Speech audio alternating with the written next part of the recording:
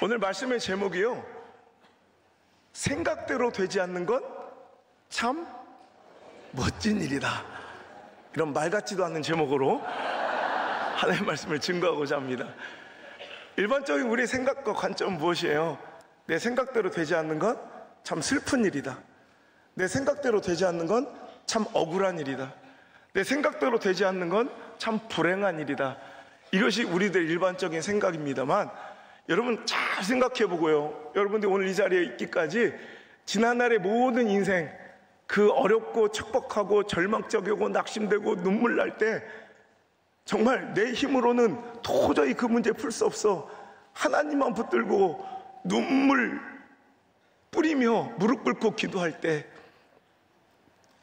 때로는 누구에게도 말 못하고 입을 틀어막고 신음하며 울던 그때를 한번 기억해 보세요.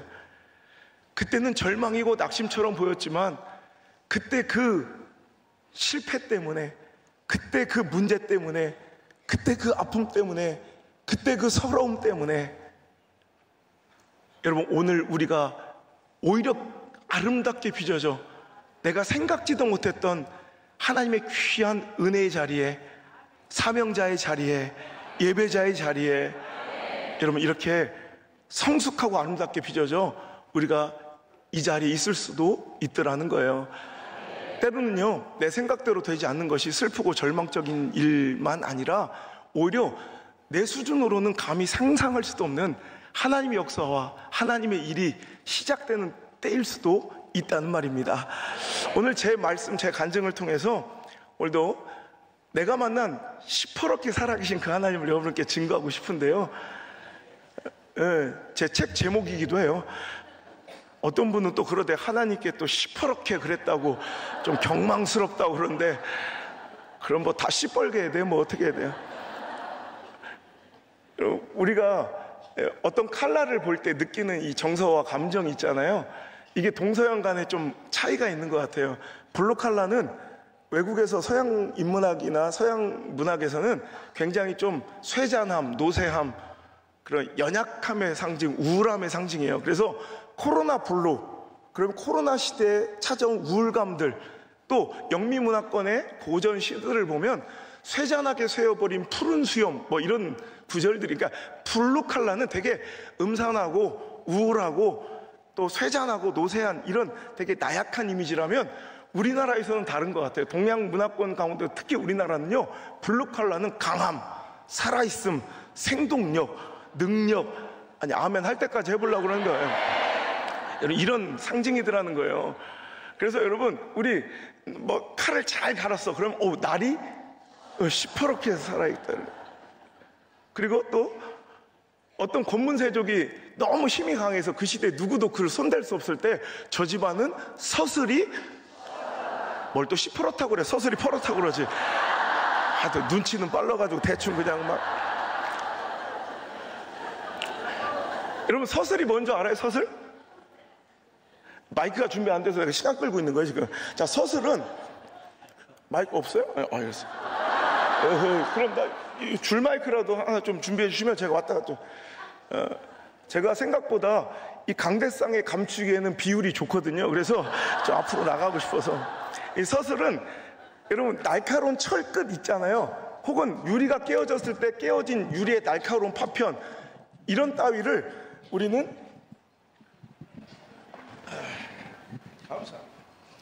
이런 걸 서슬이라고 불러요.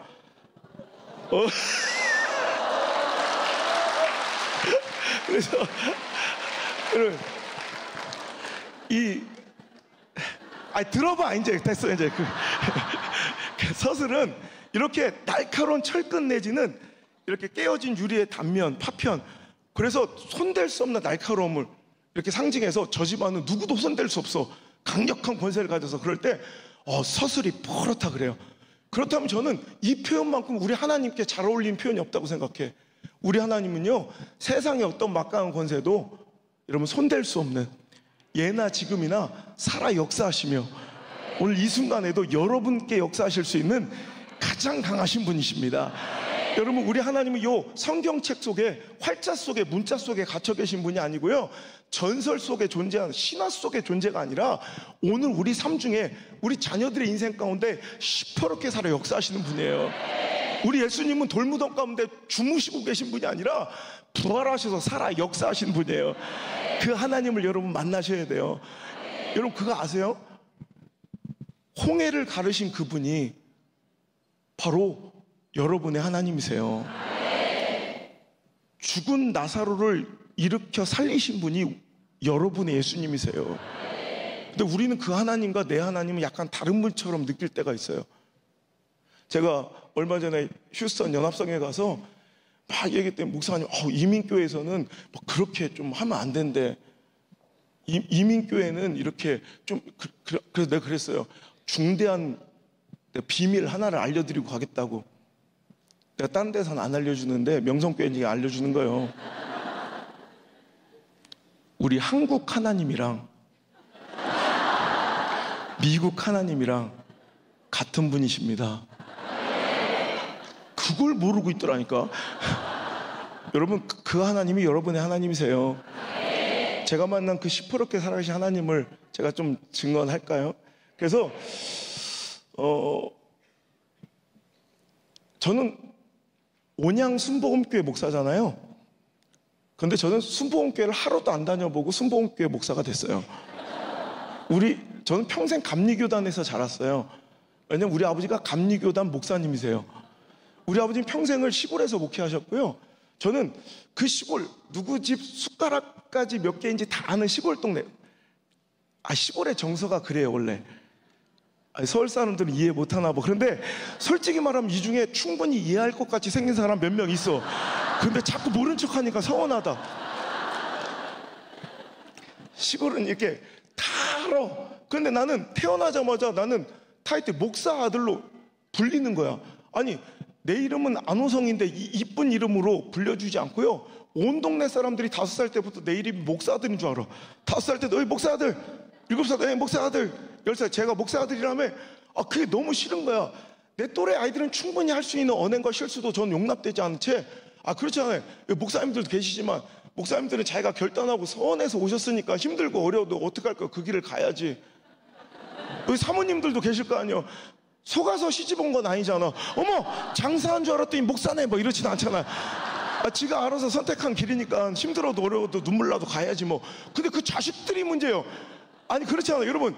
그 목사님 자제분들이 서원하고 태어나요, 결단하고 태어나요? 어찌 보면 걔들도 피해자예요. 나도 황당해서 태어나고 알았어요. 우리 아버지가 목사님이 내가 뭐 결단하고 태어난 것도 아닌데, 사람들은 짓누르는 부담감으로 나를 그렇게 이렇게 자꾸 힘들게 하니까 그 부담스러움이 싫은 거야. 원래요, 시골은요, 여러분이 생각 서울하고는 좀 모르겠어요. 서울은 모르겠는데 하여튼 시골은 또 옛날 우리 아버지 시절만 해도 목회가요, 단순히 막 설교만 잘하고 목회만 잘하면 되는 게 아니라 시골은 정서가 막 뭐 오만 걸 다 해줘야 되는 거예요. 여기 이해하게 생겼는데 자꾸 모른 척 하는 게 좀 그래요. 그러니까 엄마 아빠지는 항상 바빴다니까. 아니, 속 아픈데 목사를 왜 찾아? 속 아픈데. 아니, 속 아픈데 새벽에 막 목사님 사택문을 막 부실 듯 그 새벽 3시에 뭔 일이요 권사님? 그래, 목사님 빨리 나와봐요, 우리 소가 이상해요, 우리 소가, 우리 누랭이가. 그러면 우리 아버지가 그 새벽에 막 잠바를 입고 뛰어나가. 알았슈. 그럼 막 나가. 난 그 새벽에 잠은 다 깨워놓고 말이야, 난 궁금한 거예요. 도대체 우리 아버지는 그 새벽에 나가서 뭘 하다 오실까? 소 뿔을 잡고 기도를 하시는가, 소 대가리에 안수를 하시는가, 자기가 뭘 한다고 거기를 가? 거기다 우리 아버지는요, 수의사뿐만 아니라 온 동네 장의사요. 옛날에 시골은 그랬어요. 누구만 죽었다면 내가 볼 땐 교회도 안 다녔던 것 같은데, 목사님 저 아랫마을 철수 아버지가 가시오. 그럼 아이고 알았슈 가가지고 장례를 집전한다. 그 장례를 집전할 때요, 그냥 지금처럼 장례식장 가서 가운 입고 예배 한번 드려주면 되는 게 아니라 시신 수습부터 시작해야 돼. 옛날에는 이렇게 한여름에 돌아가시면 병풍 뒤에 시신 놓고 이렇게 장례 치르면 반나절도 못 가요. 그래서 옛날에 아시죠, 누님? 그 병풍 뒤에 누님 알잖아. 우리 그런 느낌 알잖아요. 이게. 그래서 병풍 뒤에 시체 놓을 때 비닐로 이렇게 덮어놨다. 왜냐면 썩은 물이 질질 이렇게 나와가지고 그렇게 해놓고 염하기 전에 이미 썩은 물이 막 나온다니까. 그러면 염을 하면 이미 염하는 동안에 이 살덩이가 떨어져 나고 막 썩은 물이 나고, 그럼 가족들도 막 가족들도 도망가. 그 목사는 뭔지예요? 거기서 혼자 염을 하나님의 은혜로 해야 되는 거예요. 제 옛날에 목사님도 진짜 고생 많았어요. 요즘에 젊은 목사들은 뭐 이건 절 포함해서 놀고 먹는 거예요. 근데 또 염도 똑같이 이렇게 하면 안 돼. 시체를 이렇게 말아갈 때 그냥 말면 안 되고 이렇게 시신을 말다가 가끔씩 가랭이로 이렇게 빼가지고 십자가로 묶어줘야 돼. 이렇게. 그래야 기독교식 염이 되는 거예요. 기독교식 염.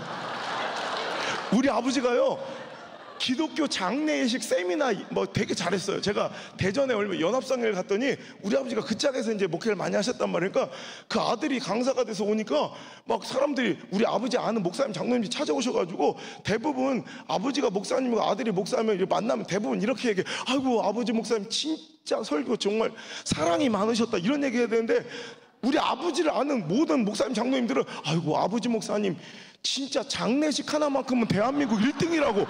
그 정도 우리 아버지는 장례식의 1인자예요. 그래서 젊은 목회자들이 가끔씩 부목회자 하다가 담임으로 가는데 갑자기 장례 터지면 어떻게 할 줄을 모르니까 막 당황돼서 시체를 놓고, 그러니까 그런 젊은 목회자들을 위해서 세미나를 열어주셨다고.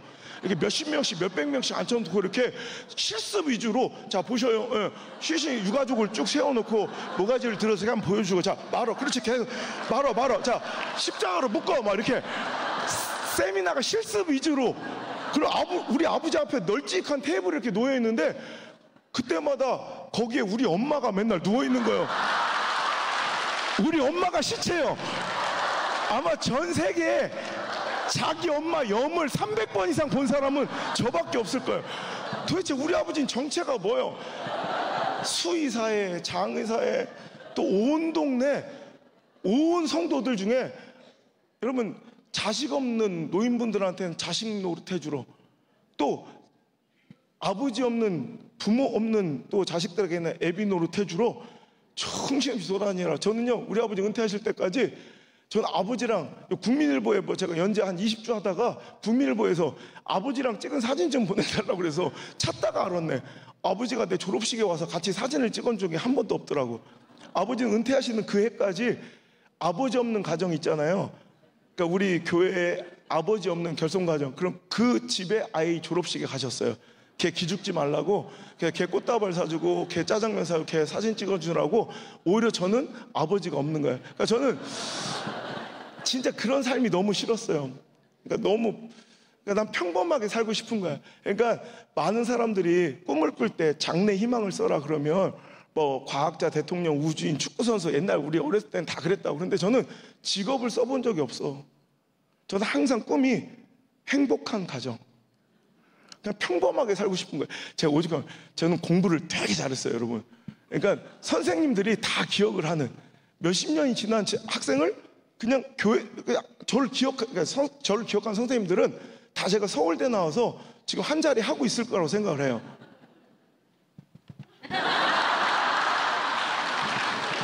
이 시대는 내가 볼 땐 코로나가 문제가 아니라 이 불신의 풍조가 문제야. 뭔 얘기만 하면 눈알에 막 의심이 가득 차가지고 막 이렇게 째려보니까, 저 뒤에 계신 분들까지는 모르지만, 자 누님들 봐봐, 내 눈알에 총기가 있나 없나 알지도 못하면서. 제가 한번 연합성을 이렇게 인도하다 보면 이렇게 도시에 포스터가 붙잖아요. 우리 아버지 마지막 목회지가 저 청주의 저 인근에 있는 그런 시골 마을이었는데, 제가 이제 연합성회를 한번 갔더니 포스터를 보고 우리 30년 전 은사님이 찾아오신 거예요. 30, 40년. 그러니까 교회도 안 다니는 분이 우연히 지나다 본 자기 제자의 이름과 이 모습을 기억하시고 교회도 안 다니는 분이 찾아오신 거야. 자기가 생각할 때는 얘는 서울대 나와서 뭐 판사 검사쯤 돼 있을 거라고 생각했던 놈이 목사가 돼서 이렇게 와 있으니까 뭐가 어떻게 된 일인가 확인하러 오셨는데 선뜻 교회까지 못 돌아와. 이제 좀 그런 교회를 안 다니니까 주최 측에서 손님 오신 것 같다, 강사님 잠깐 나와 보시라고 그래서 갔더니 백발이 허연 노인분이 내 선생님이라고 주장을 하고 계신 거야. 난 전혀 모르겠는데, 근데 얘기를 나누다 보니까 우리 선생님이 맞아. 왜냐면 제 어릴 적 에피소드를 다 아시고 또 제 출신 학교를 다 아시더라고. 내가 자기 제자인 게 이제 확실해지죠. 사람들 다 있는데 제 가슴팍을 막 후려치면서 그렇게 서럽게 우시는 거예요. 야 이놈 새끼야, 네가 어쩌다 이놈아, 판사가 안 되고 이놈아, 검사가 안 되고 이놈아, 목사가 되어서 왔느냐. 그분 입장에서는 목사는 저 판사 검사 한참 아래, 장사 동사 다음이 목사예요. 그러니까 자기가 볼 때는 뭔가 안 된 것 같이 보인 거예요. 그러니까 이놈이 어떻게 된 건가, 뭐 어떻게 먹고 사는지가 궁금했는지 저 구석쟁이 와서 이렇게 설교를 예배를 처음 들어와 본 거죠. 절에 다니시는 분이. 근데 뭔지는 자세히는 몰라. 근데 자기 제자가 이렇게 뭐라 한마디 할 때마다 사람들 수천 명이 갑자기 막 아멘 아멘 막 이러니까 기분이 좋아진 거야. 뭔가 잘 풀린 것 같잖아요. 자세히 몰라도. 그러니까 그때부터 막 제자를 응원해주고 싶고, 제자가 기특한데 뭘 알아야지 도와주지. 어제까지 절 갔다 오신 분이 뭘 알겠어요. 내가 쪽팔려 죽을 뻔한 게, 내가 뭔 한마디 하니까 수천 명이 아멘 다 끝났는데 누가 자꾸 저 구석쟁이에서 엇박자로 옳소 옳소 막 이러고 있는 거예요. 그러니까 우리 선생님이요. 다른 사람들은 내가 뭐가 될 거라고 기대해주고 기도해줬는지 모르겠지만, 저 한 번도 이렇게 직업으로 꿈을 가진 적이 없이 그냥 평범하게, 저는 어떤 분야든 제가 뭐 최고가 될 거, 잘 될 거라는 자신감이 있었기 때문에 그냥 빨리 내가 성공해서 우리 아빠처럼 안 살고 우리 엄마처럼 안 살고 난 내 가족, 내 새끼만 잘 챙기며 살아야겠다, 이런 마음을 가지고요. 엄마 아빠가 그렇게 원하셨는데도 신학할 용기가 없더라고. 고3까지 맨날 모의고사 볼 때는 감리교 신학대를 맨날 썼는데 수석하지 항상. 그런데 도저히 못 들어가겠는 거예요. 그래서 엄마 아빠 허락도 없이 서울에 있는 요새 명문대학을 다 해놓고서도 엄마 아빠 허락도 없이 이제부터 내가 엄마 아버지가 원하는 대로 신학을 안 할 바에는 경제적으로 독립을 하겠다. 그래서 우리 아버지 목회하시는 청주 인근에 가장 좋은 국립대학에 장학생으로 들어가서 정치외교학을 공부합니다. 그러니까 우리 엄마 아빠는 막 뒷골 잡고 쓰러지시고 막. 그래서 저는 그때부터 너무 좋은 거야. 이제 장학금으로 등록금은 다 해결하고, 고등학교 3학년 2학기 때부터 저는 지금까지, 지금도 올라오기 전에 우리 총회 대학교에서 막 연락이 왔더라고요. 제가 이제 우리 대학교 부총장이 됐거든요. 근데 지금까지 지금까지 이렇게 유학하고 하면서 10원 한 장도 부모님께 손 안 벌리고 지금까지 고등학교 3학년 2학기 때부터 이제 살아온 거예요. 그러니까 처음으로 이제 이 대학교에 1시간 40분 정도 떨어진 동네에서 대학을 이제 버스를 2번 갈아타고 다니니까 너무 신나는 게, 난 더 이상 누가 사람들이 목사들이라고 안 불러. 난 드디어 이제 안호성이 된 거야. 야, 여러분, 이제 목사들이 아니라 아무도 내가 목사들인 줄 모르는 안호성으로 살아가니까 너무 자유롭고, 제일 해보고 싶은 게 뭔지 알아요? 이겨보는 거. 목사들은 맨날 양보하고 저주해야 되고. 여러분, 우리 교회에서 제일 무서운 놈이 누군지 알아요? 초신자 아들내미. 내가 잘못도 안 했는데 우리 아버지한테 질질 끌려가서 걔한테 사과해야 되고, 걔 교회 안 나면 어떡할 거냐고. 그러니까 나 이런 삶이 싫어. 그때부터는 무조건 그냥 뭐만 그냥 하면 그냥 싸움하는 거야. 막 그냥 다 때리는 거야. 이제 지기가 싫었어요. 그래서 여러분이 뭘 상상하실지 모르겠지만 최고로 한번 악하게 상상을 해보셔도 그 이상의 정말 악하고 쓰레기처럼 제가 살았으니까요. 오죽했으면 교도소에서 출소한 한 조직폭력배가 저한테 협박 전화가 왔더라고. 야, 교도소에서 보니까 국민일보하고 TV에 제가 나오니까 너 많이 컸더라. 네 과거를 폭로하겠다 이래. 그래가지고 내가 출판사에 전화해서 내 간증집을 이렇게 쓰다가 시퍼렇게 살아계신 하나님을 쓰고 있었는데, 내가 전화해서 잠깐만 멈춰달라고 규장에 전화를 해서 내가 좀 더 보완할 부분이 있다. 그래서 그날 밤에 호텔 가서 써가지고 한 챕터를 더 추가했어. 나는 쓰레기였다. 남이 하면 폭로고 내가 하면 간증이요. 그러니까 또 좋은 거. 그들의 또 마음도 이렇게 막 우리 자녀들 가운데 약간 어긋나고 빗나가고 또 약간 흔들리는 이런 자녀들의 마음도 내가 잘 이해하고 목회 가운데 굉장히 도움도 많이 돼요. 그리고 또 얼마 또 이런 일도 있어요. 혹시 보신 분 있나 모르겠다. 여러분, TV는 사랑을 싣고 혹시 알아요? 알아요? 그 프로? 거기서 몇 년 전에 가수 홍경민 편 보신 분 있어요? 가수 홍경민이 자기 인생의 어둠에서 빛으로, 자기 인생의 절망에서 희망으로 옮겨준 내 인생에 영웅 같은 분이 계시다고 찾아온 젊은 목사가 있어요. 그게 바로 저예요. 옛날에는 막 와서 막 제가 막 두목이었고 제 팬클럽이 있었을 정도. 대학교에서 호성수 패밀리 해가지고 저를 쫓아다니는 팬클럽이 있고 그 일대 팬클럽 회장이 홍경민이었을 정도로 저는 막 그냥 자유롭게 이게 행복인 줄 알았어요. 진짜 행복을 모르니까 너무 자유롭고. 그러면서 또 공부도 열심히 해가지고 또 영국으로 유학을 떠나요. 지금이야 뭐 개나 소나 다 떠나는 유학이지만 실은 우리 아들 두 놈이 내일 이제 바로 유학을 미국으로 떠나요. 그래가지고 걔들 보니까 내가 알겠다. 이거 개나 소나 다 가는 유학이구나. 그래서 지금 얼굴 볼 시간도 없어서 내가 오늘 데려와서 같이 이렇게 얘기하면서 이제 집회 주일부터 같이 다니고 있는데, 여러분 그때는요 유학이 흔치 않았던 시대고, 특히 영국은 이 유학이 또 그때 IMF 터졌을 때라 환율이 너무 막 이제 떨어져가지고 너무 힘들어서 유학생들 다 돌아올 때, 저는 그때도 영국 런던에 그 고물가 그 IMF 시절에도 혼자 버티는 거야. 아르바이트도 많이 해야 되고 공부도 해서, 또 전 지는 걸 싫어해요. 승부욕이 강하고 자존심이 강해서 공부도 열심히 하고 밤을 새우고 맨날 일하고 하다 보니까 몸이 점점점 이제 안 좋아지는 거예요. 어느 순간 다리가 막 저려오기 시작하는데, 아 내가 하도 서서 일을 많이 했더니 생기는 이제 근육통이구나 이렇게 치부해버렸는데, 이 통증이 점점 강해지더니 점점 이 배로 올라와. 나중에는 막 배가 아파가지고 내가 내려야 될 버스탑에서 배를 눌러놓고도요 버스탑을 지나쳐야 돼. 그러니까 못 내려오는 거야. 그런 일이 자꾸 이제 반복되면서 내가 영국 병원에 들렸어요. 이제 영국 의료 체계는 되게 복잡해요. 그래서 오랫동안 대기하다가 드디어 내 순서가 왔는데 의사 선생님이 깜짝 놀라는 거예요. 아무래도 심각한 문제가 있는 것 같다. 빨리 유학생 신분의 이 보험제도로는 여기서 감당이 안 될 수 있으니 빨리 한국으로 고국으로 귀국하는 게 나을 것 같다는 영국 의사의 조언을 받고, 제가 모든 것이 다 중단되고 한국으로 실려 나오게 돼요. 내 생각이 다 깨진 거예요. 저는 원래 계획하게 거기서 학위도 받고 뭐 경험도 쌓고 들어와서 대기업을 다니고 싶었는데, 모든 내 스케줄이 박살나고 전 질질질 끌려서 병원으로, 한국으로 와서 병원을 귀국하자마자 이제 병원을 전전하는데, 만난 의사들이 오진을 계속 반복하면서 하면서 이런 실수가 한 번 있어도 될까 말까인데 원인도 찾지 못한 채 저는 완전히 구멍이랑 구멍엔 호수를 다 끼고 식물인간처럼 이제 병원을 전전하다가, 마지막 몇 달 만에 우리 엄마가 퇴원도 안 시켜주는 그 병원에서 사설 앰뷸런스를 불러가지고 침대째 줄 다 꽂은 채로 다른 병원으로 간 거예요. 그때서 그 병원 원장이 그래, 아니 어떻게 사람이 이 모양이 이 꼴이 될 때까지 참았냐고. 수술을 했어도 벌써 했어야지. 아무래도 늦은 것 같다. 그러면서 수술을 빨리 들어가 보자. 그래서 그때 뒤늦은 수술을 해서 배를 이렇게 열어봤더니 이미 배 안에 고름이 꽉 차 있는 거야.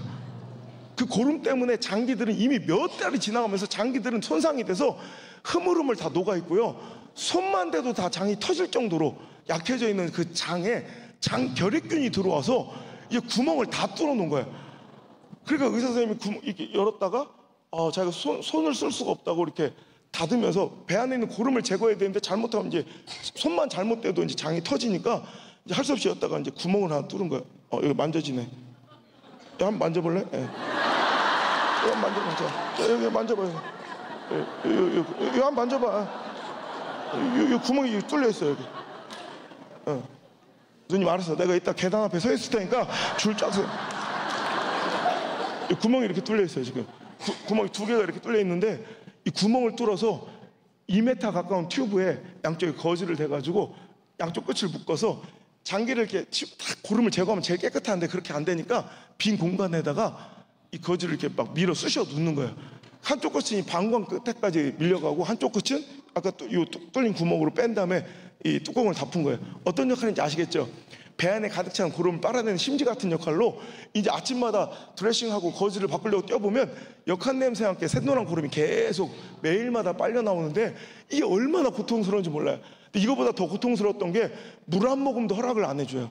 의사 선생님, 지금처럼 만약에 오늘도 제가 금식하고 왔거든요. 근데 물만 먹을 수도 감사한 게, 지금처럼 만약에 물을 제가 이렇게 꿀떡 삼키면 장이 툭 터져. 그러니까 물도 못 먹게요. 그러니까 물도 못 먹는데 뭐 밥을 먹겠습니까? 미음을 먹겠습니까? 밥 한 톨도 물 한 방울도 못 삼키고, 이제 링거를 통해서 공급된 에너지와 수분으로 그냥 이제 연명하는 거예요. 점점점 제가 말라가는데 말기 암 환자처럼 제 키가 179인데요. 몸무게가 38kg 밑으로 그냥 뼈만 남는 진짜 끔찍해서 미라같이 볼 수가 없는 지경에 이르러요. 어느 날 의사 선생님이 우리 가족들을 불러 모으대요. 마지막 인사 나누라고. 전 이런 일은 드라마에서나 영화에서나 나와야 되는 건 줄 알았어요. 이런 일이 저한테 벌어지니까 이제 인정을 못 하겠더라고요. 막 분노만 치밀어 올라요. 우리 아버지 친구 목사님들 오셔서 임종 예배를 이렇게 드리시고, 아무도 저에게 너 죽는다 이런 얘기 안 하는데 알겠더라니까.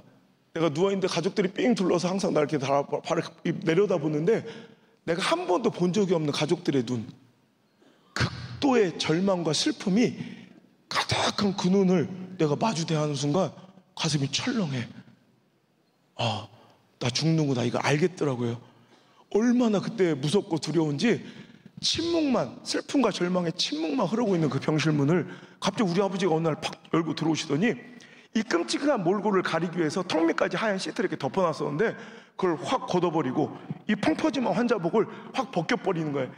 앙상한 미라 같은 흉물스러운 죽어간 아들의 모습이 적나라하게 드러나자 우리 아버지가 어디서 갖고 오셨는지 카메라 하나로 그 아들의 그 미라 같은 해골바가지 같은 죽어가는 모습을 카메라에 담기 시작하는 거예요. 착각, 착각, 착각. 그 강했던 우리 아버지가 소리 없이 눈물만 줄줄 흘리시면서 연신 셔터를 눌러댔는데 저한테 안 보이시려고 카메라로 눈을 가렸지만 눈물이요 셔츠로 뚝뚝뚝 떨어지더라고. 필름 한 통 다 닳도록 셔터를 누르던 우리 아버지가 그 카메라를 저에게 내미시면서 하신 말씀이, 호성아 너 안 죽어. 호성아 너 절대 안 죽어. 그러니까 너 얼른 일어나서 이거 가지고 우리 하나님 여전히 살아계신 거 세상 가운데 증거하며 살아다오.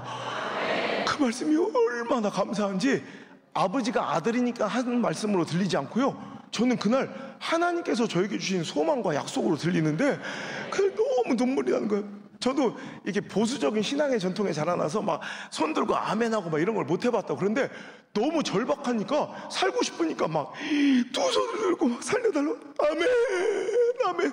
근데 힘도 없어서 손도 못 들어. 떠인 소리 요만큼. 나는 병실이 떠나갈 정도로 아멘을 외쳤다고 고백했다고 생각하는데 실은 입술이 붙어가지고요, 왜 다 너무 힘이 없으면 아플 때 입술도 붙어서 안 떨어지잖아요. 반쯤 새어나오는 심소리처럼 아멘 아멘 고백해. 근데 그 새어나오는 심소리 같은 아멘의 고백에도 우리 하나님 찾아와 역사해 주기 시작하는데, 그날 제가요 막 그냥 분명히 의학적으로는 다 끝난 싸움인데 다 포기한 환자인데 희한하게 나는 그날 밤에 희망의 빛이 보이는 거야. 그래서 내가 하나님께 기도해요. 하나님 저 살려주세요. 아니 저 살려주실 줄 믿습니다. 저 살려만 주시면 내가 주의 종이 되어 주의 일을 하겠나이다. 근데 그날 밤 그 기도를, 그 서원을, 그 약속을 하나님께서 들으셨다는, 응답하셨다는, 받으셨다는 확신이 드는 거라. 오늘 여러분 이 밤에 여러분의 기도가 그런 기도가 되길 주의 이름으로 축원합니다. 진짜 그날요 그런 확신이 들어서 그 다음날 일어났는데 몸이 너무 가뿐한 거야. 나 이게 플라세보 효과, 긍정의 위약 효과라고 내가 생각해. 아니야, 확실한 육체적 증거가 드러나기 시작하는데 아침마다 덧대없는 거짓 뗄 때마다 역한 데서 붓기만 한때까지 쏟아지는 새노란 구름이 그날따라 이상하게 내 느낌인지 딱 떼었는데 그 상한 그 시큼한 고름 냄새가 확연히 줄어들고요, 더 확실한 건 찐득찐득했던 그 노란색 고름 색깔이 이 투명한 물 색깔로 맑아지고 묽어지기 시작하고, 어떤 치료법과 이유도 없이 갑자기 며칠 만에 그 계속 장기를 손상시키며 새어나오던 그 고름이 갑자기 이유 없이 싹 말라버린 것입니다. 할렐루야. 저를 집도했던 의사 선생님은요, 난 크리스찬이에요. 예수님도 안 믿었던 분이에요. 근데 그분이 우리 엄마가 맨날 옆에서 기도하는 모습을 보시니까 도대체 이게 어떻게 된 일입니까? 이건 하나님이 하셨네요. 그래.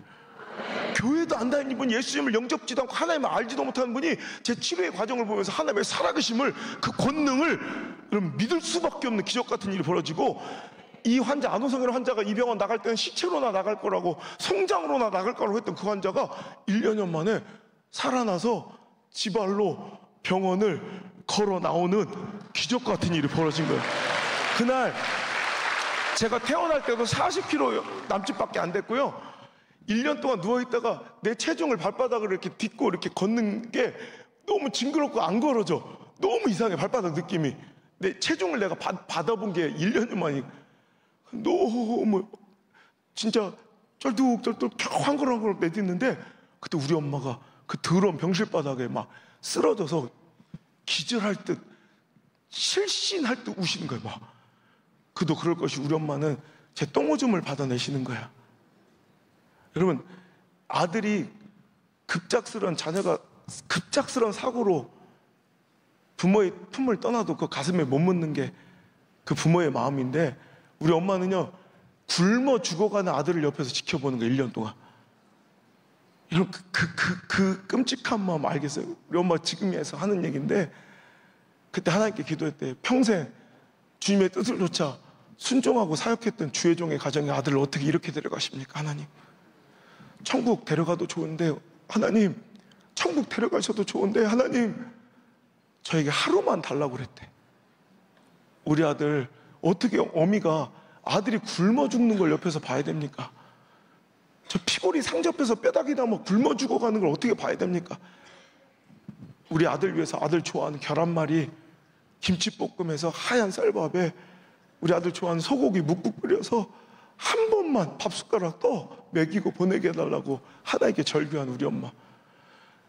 저는 아무 힘이 없어서 내 힘으로 오줌도 못 내요. 똥은 안 나와, 먹는 게 없으니까. 근데 링거를 수액을 맞으니까 오줌은 나오는데, 그때마다 어머니가 대주는 소변통에 오줌을 지려야 돼. 여러분, 져본 적이 없는 저예요. 공부든 싸움이든 운동이든 자존심 강하고 그 승벽 강했던, 그 혈기왕성했던 20대 중반의 아들이 이제 시체처럼 누워서 엄마가 대주는 소변통에 오줌을 지려야 되는, 그때 혀를 깨물고 죽고 싶을 때가 한두 번이 아니에요. 근데 저는 내 혀를 깨물 힘조차 남아있지 않아. 그때마다 어머니가 주섬주섬 오줌을 누키시면 저는 고개를 이렇게 떨구는 일밖에 할 수 있는 일이 없어. 안 보려고. 그럼 눈물이 우르륵 썰어져요. 흐르는 눈물은 막을 수 없지만 제가 막 소리내어 흐느끼어 울지 않아. 왜냐하면 내가 막 내 감정대로 복받쳐 울면 우리 엄마가 그거 보고 더 아플까 봐 눈물은 흐르고 있는데 꼭 안 우는 것처럼 꼭 참는 거예요. 눈물을, 흐느낌을 참는 거예요. 그래서 난 우리 엄마 본 적이 없어. 그때 내가 알겠더라고. 우리 엄마도 울고 있는 걸. 우리 엄마도 목 놓아 소리내어 울면 아들이 그거 보고 가슴 아플까 봐 표시도 못 내고 소리도 못 내고 소리 없이 울고 계신데, 약하게 떨리는 그 어머니 손을 통해 엄마가 울고 있는 게 느껴져. 여러분, 생족과 같은 하루예요. 하루에도 몇 번씩 아들 오줌 한번 누킬 때마다 아들은 엄마한테 안 벌리려고, 엄마는 아들한테 안 들키려고 서로 소리도 못 내고 숨죽여 울어야 됐던 이 생족 같은 날이 끝나고 다 죽는다던 그 아들이 걸어서 병원을 나오자 우리 엄마는 너무 기뻐서 그냥 막 바닥에 들어 누워서 실신할 때 우는 거야. 우리 아들 사라져서 고마워. 사라져서 고마워. 우리 아들 사라져서 고맙습니다. 그 엄마와 함께 병원을 나섰는데요, 그날 쏟아진 햇살이 얼마나 화창했는지 햇빛이 탁 내 볼에 닿는 느낌이 아직도 생생해요. 여러분, 햇빛 맛있는 거 알아요? 햇빛도 꼬순 거 알아요? 햇빛을 못 쐬고 살아가면 햇빛이 막 고파요. 햇빛이 너무 좋은 거야. 그러니까 저는 어떤 특별한 일이 벌어지는 게 아니라 그냥 하늘만 봐도 행복해. 걸어만 가도 감사해. 걸어만 가도 내 발바닥으로 내 체중을 느끼며 걷는 게 마치 구름 위를 걷는 것처럼 너무 신기하고 행복한, 이게 기적이에요. 기적. 너무 감사해.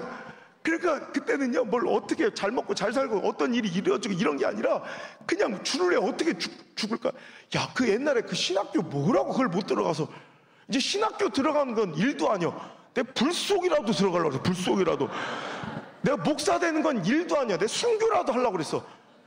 근데 여러분, 이게 그 은혜와 감사가 죽을 때까지, 첫날 만날 주님 다시 오실 때까지 가면 얼마나 좋아. 근데 그게 그렇지 않은 게, 이 은혜에도 유통기한이 있더라니까. 아, 진짜 다 경험자들이구만. 야, 이 정도 은혜 받으면 평생 가야 될 것 같잖아요. 사람이 간사하기가, 몸이 건강을 되찾이고 회복할수록 우리 생각에는 감사는 더 커져야 되는데, 몸이 회복되고 건강이 딱 되찾아지면 이제 은혜 유통기한 오히려 거꾸로 반비례로 똑 떨어져서 내 정신이 돌아와. 딱 어이씨 큰일 날 뻔했다. 나 목사 될 뻔했다. 내가요 은혜에 취해가지고 신학교 정문 앞에 와 있어. 하마터면 들어갈 뻔했어. 하마터면. 야, 내가 이러다 우리 엄마 아빠 꼬라지로 평생 살 뻔했다 생각하니까 아찔한 거예요. 도저히 못하겠더라고. 하나님께 너무 부끄럽고 죄스러운 마음 큰데 그래도 못하겠어. 목사 되기도 내 정신 돌아오니까 도저히 못하겠어. 그래서 하나님께 너무 죄송한데 안 되겠다. 도망친다고 또 도망친 게 일본으로 유학을 또 떠나. 뭐야, 누가 쓰레기래? 나만 쓰레기요? 자기들은 잘 살았구만. 나는요, 그 성경 인물 중에 요나씨 있죠. 나 그 양반만 보면 그렇게 애정이 가고 남같지가 않아. 난 진짜 목회하면서 지금 그분을 나쁘게 설계해 본 적이 없어. 나 진짜 천국 가도 그분부터 찾아뵈려고 그래. 어째 누님 먼저 가시걸랑 내 안부 좀 전해줘요. 아니 반드시 먼저 가라는 건 아닌데 확률상 누님이 먼저 갈 확률이 현재 높으니까요. 근데 이 배은망덕한 놈, 나 같으면 여러분 우리 인격 정도면 그렇게 배반하고, 여러분 우리가 그렇지 않아요? 하나님, 오늘도 이 가운데 그런 기도 제목 갖고 오신 분들 있을 거예요. 하나님 제발 이번만 살려만 주시면 하다가 이제 좀 살만해지면 살려만 주시면 하다가 살만해지면 또 교만이, 자기 소견이 치고 올라와 지 멋대로 살아가는, 여러분 이번 성회 때 그것만 회복하고 점검하고 돌아가도 충분히 유의미하고 가치 있는 시간일 줄 믿습니다. 저는요, 우리 하나님, 내가 하나님이라면 나 같은 놈 버리고 내쳐도 할 말 없을진데 우리 하나님 참 좋으신 분인 게 이런 저를 일본 땅 유학 시절에 만나주신 거예요. 저는 그때 인격적으로 예수님을 만났고요, 이제 우리 아버지 때문에 드린 예배가 아니라 뭐 사람들의 관심과 시선 때문에 할 수 없이 서 있는 사역의 자리, 예배의 자리가 아니라 진짜 이제 나의 하나님, 나의 예수님, 나의 성령님이 내 안에 계시니까, 여러분 아시죠? 이야, 세상은 유학생과의 갑박하면 그대로인데 그냥 나의 하나님이 계시니까, 나의 예수님을 만나니까 그냥 막 은혜 충만, 기쁨 충만, 행복 충만, 감사 충만, 아싸라비야 복장비야, 너무너무 좋은 거야. 내 얼굴도 마음도 기쁨 충만, 은혜 충만, 행복 충만, 평안 충만, 너무너무 좋은데, 우리 하나님 너무너무 좋은데 다만 목사만 안 시키시면 딱 좋겠더라고.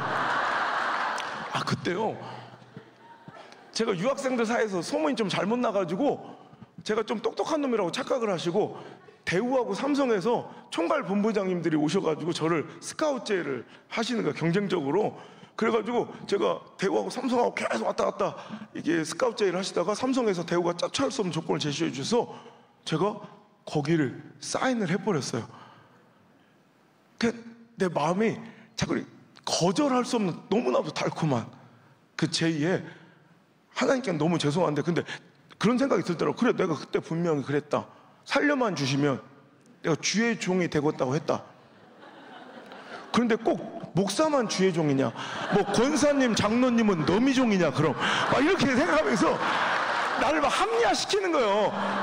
그러면서 너무 거절할 수 없는 제의를 나도 모르게 받고, 찔리더라. 차라리 은혜가 말라버리면 신앙의 양심도 무뎌서 안 찔리는데 은혜가 막 충만한 상태니까 신앙의 양심이 막 찌르는 거예요. 너 옛날에 약속하자. 하나님 신앙, 가만히 있어봐, 여러분 오늘 이 시간 여러분들이 원하고 바라고 구하는 것들이 이루어진다고 기뻐할 것이 아니라 우린 분명한 분별력이 있어야 돼요. 이게 하나님의 하늘의 신령한 복인지 아니면 마귀의 템테이션, 유혹인지를 분명히 분별할 수 있는 그 영성이 있기를 주 여러분을 축원합니다. 저는 찜찜한 마음에 유학 시절이니까 이제 학수방으로 돌아왔네.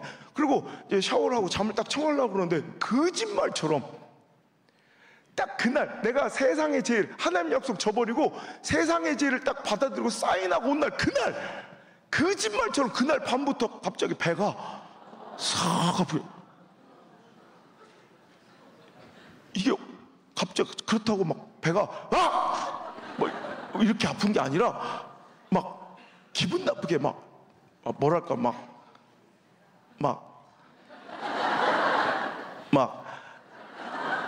야리야리하게 아픈데 내가 이 느낌을 아는 거야.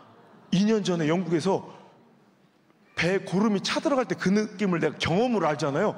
딱 그 느낌이 나는 거야. 이게 배에 고름이 막 차들어갈 때 막 엄청나게 아프진 않은데 배가 막 느낌이 되게 안 좋아요. 딱 그 느낌이 나는 거야. 내가 딱 알겠는 거야. 하필 내가 하나님 약속 저버린 그날 얼마나 무서웠겠어요. 그래서 밤을 꼬박 새고 덜덜 떨다가 다행히도 우리 장로님 한 분이 오사카에 의원을 하고 계신 분이 계셔서 그 병원을 쫓아갔네. 검사를 해보자고 그래서 검사를 해봤더니 기괴한 결과가 나오는 게 내 염증 수치가 일반인 정상치의 무려 70배, 80배, 100배, 120배까지 막 치솟아. 그러니까 장로님이 안 되겠다고 여기서는 감당할 수 없어 빨리 큰 병을 옮겨야겠다. 오사카에서 가장 큰 종합병원으로 제가 이송이 돼가지고요. 거기서 가까운 장들이 저를 막 촬영하고 찍고 검사하는데 내린 결론이 모르겠다. 도대체 왜 이런 일이 벌어진지 모르겠지만 이 정도의 수치고 이 정도의 증상이라면 당신 뱃속에 고름이 이미 꽉 찬 것 같다. 그 장기들이 손상되고 있는 것 같으니 수술을 들어가 봐야겠다. 그 수술 날짜를 정해주는데 소름이 쫙 제 간증집에도 시퍼렇게 살아계시는 거기도 썼는데요. 하필 그날이 내가 2년 전 수술받은 똑같은 날 3월 20일 똑같은 날 똑같은 증상으로 이번에 일본의 수술방으로 들어갔는데 와 거기서는 어떤 마음입니다. 내가 여기 들어가면 죽겠다. 하나님께서 내 생명을 걷어가시겠다는. 그래서 주여 살려주세요 막 기도도 못하겠는 게 난 전과가 있잖아. 나 한번 했었잖아. 미안해서 못하겠더라. 부끄러워서. 그러니까 여러분 기도도 간절히 할 수 있는 것도 축복이 돼요. 여러분 그 간절히 기도할 수 있는 기회를 이따 드리면 정말 하나님 간절히 부르짖어 찾길 바랍니다. 하나님 간절히 찾는 자를 만나주신다 약속하신 분이 여러분을 올 이 자리에 부르신 거예요. 저는요 주야 막 이러고 기도해야 되는데 너무 염치가 없으니까 기도도 그렇게 해도 안 되대. 저는 기도를 이렇게 해서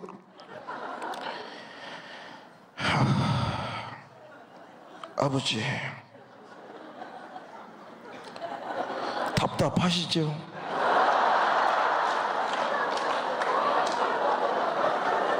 저도 답답합니다. 주님 이름은 어떨까요?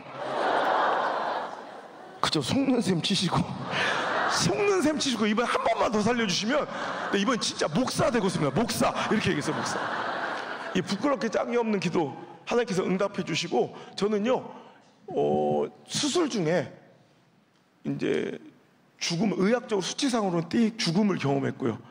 제가 회복실에 눈을 뜨니 저를 집도했던 일본인 의사 선생님 첫 마디가 너는 죽었었어 그러더라고요.